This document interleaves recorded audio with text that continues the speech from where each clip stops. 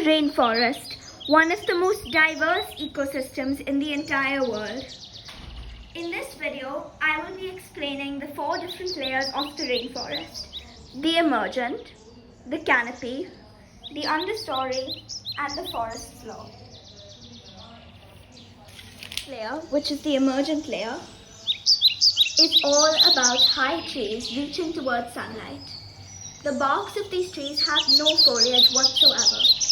However, the tops have very little, and not even a harpy eagle can sit on them without being careful. Filled with wildlife of all forms. Next is the canopy.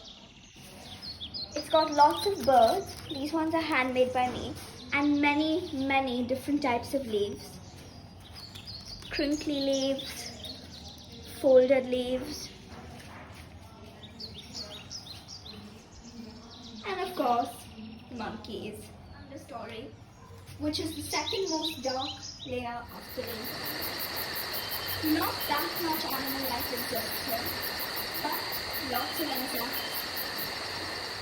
Lastly is the forest floor. The forest floor is covered in things like moss due to the lack of sunlight and the humidity forming in it. Thank you for watching, Miss Rich. I hope you enjoyed my rainforest tour.